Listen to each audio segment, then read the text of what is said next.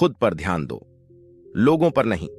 दोस्तों, कई बार होता है कि हम खुद पर ध्यान न देकर लोगों पर ध्यान देते हैं और अपने आप को कोसते हैं कि वह कितना आगे बढ़ गया और हम कितना पीछे हैं, वह क्या कर रहा है और हम क्या कर रहे हैं। इसी बात को लेकर गौतम बुद्ध के शिष्य कहता है कि गुरुवर, मैं अपनी आदतों से बहुत परेशान हूं। मैं करना तो बहुत कुछ चाहता हूं, लेकिन कुछ भी नहीं कर पा रहा। मैं सफलता की ऊंचाइयों को छूना चाहता हूं, लेकिन अपनी आदत से मजबूर हूं। और सच कहूं तो मुझे यह भी नहीं पता कि सफल होने के लिए मेरे अंदर किन गुणों का होना आवश्यक है। तो उन गुणों के बारे में जानने के लिए ही मैं आपके पास आया हूं। कृपया मेरा मार्गदर्शन करें। बौद्ध भिक्षु ने कहा, जिस तरह से हम बुरी आदतों से मजबूर होते हैं, उसी तरह से अगर हमने अच्छी आदतें अपना ली तो हम अच्छी आदतों से भी मजबूर हो जाएंगे। और यकीन मानो, अच्छी आदतें बहुत कुछ हासिल करवाने में मदद करेगी। आज मैं तुम्हें जिंदगी में 13 ऐसी सफल आदतों के बारे में बताऊंगा जो तुम्हें सफल और सबसे अलग बना सकती हैं, तुम्हें मनचाही सफलता दिला सकती है। और तुम अपने जीवन में जो कुछ भी बनाना करते हैं, सुबह सुबह अपने दिन को शानदार बनाने के लिए काम करना शुरू कर देते हो, तो यकीन मानो पूरे दिन में ऐसी कोई चुनौती नहीं होगी जिसे तुम ना सको। तुम्हारा सुबह उठना यह दिखाता है कि तुम्हारे अंदर कितनी इच्छा शक्ति है। तुम्हारे लिए तुम्हारे लक्ष्यों को हासिल करना कितना मायने रखता है। सुबह जल्दी उठने का मतलब है ज्यादा समय, ज्यादा ऊर्जा, ज्यादा प्रयास, जो कि तुम्हें जिंदगी में हमेशा दूसरों से ज्यादा ही दिलाएगा। अगर तुम सुबह देर से उठने की आदत से परेशान हो तो हर दिन सिर्फ 5 मिनट जल्दी उठने का नियम बनाओ और कुछ दिनों में तुम सुबह जल्दी उठना शुरू कर दोगे। दोस्तों, दूसरा नियम यह है कि अपने लक्ष्य के लिए कुछ ना कुछ सीखते रहो। 13 सफल आदतों की सूची में दूसरी आदत है, हमेशा अपने लक्ष्य के लिए कुछ नया सीखते रहो। यही आदत है जो हर उसमें पाई जाती है जिसने अपने क्षेत्र में सफलता हासिल की है। हमेशा अपने काम के बारे में कुछ ना कुछ सीखते रहो। जिंदगी में जितना भी सीखते हैं, वह जीवन के किसी मोड़ में हमारे काम जरूर आता है। सफल लोग अपने सपनों को हासिल करने के लिए तरह तरह के प्रयोग करते हैं। अपने सपनों से जुड़ी हर एक बात जानना चाहते हैं जो उनके सपनों को हासिल करने के रास्ते को और भी आसान बना दे। दुनिया में ज्ञान की कोई कमी नहीं है, लेकिन जिस क्षेत्र में तुम्हारा लक्ष्य हासिल करना चाहते हो, उससे जुड़े ज्ञान को लेने के लिए हमेशा उत्सुक रहो। हो सकता है तुम कोई ऐसी चीज सीख जाओ जो तुम्हें इतना हासिल कर दे जितना तुमने सोचा भी ना हो। इसके लिए हमेशा एक बच्चा बनकर सीखना पड़ेगा। तीसरा आदत, सुनो ज्यादा और बोले कम। हमारे पास 2 कान और 1 मुंह है। ऐसा इसलिए है ताकि हम सुने ज्यादा और बोले आधा। सुनने वाले कभी नुकसान में नहीं रहते। सुनने वाले को हमेशा कुछ ना कुछ सीखने को ही मिलता है। कम बोलने का मतलब है ऊर्जा का कम बर्बाद होना। लोगों के मुंह ज्यादा ना लगना, किसी के सामने हल्का नहीं बनना, किसी से बेवजह की बहस नहीं करना।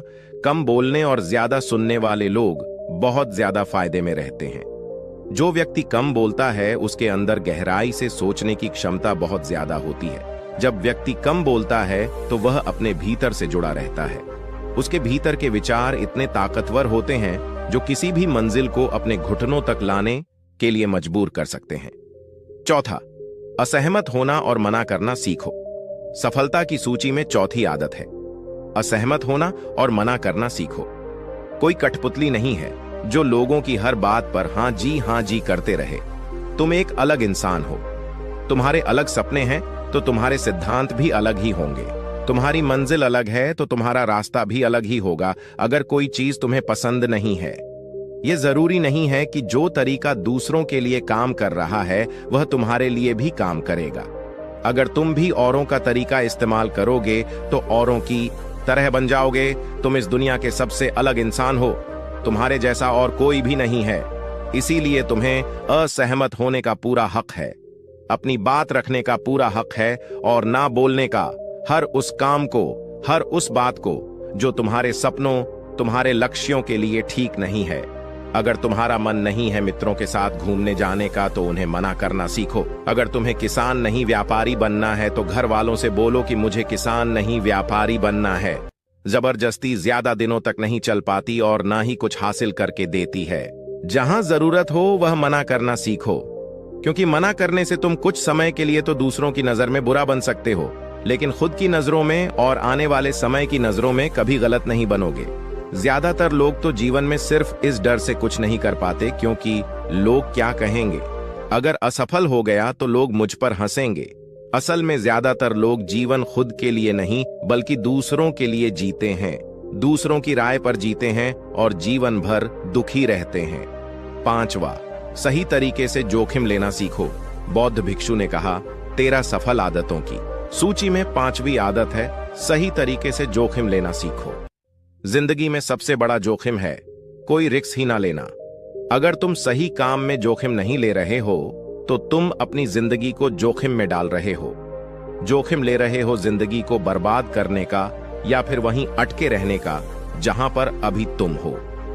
मन से सही चीजों के लिए जोखिम लेने का डर हटा दो।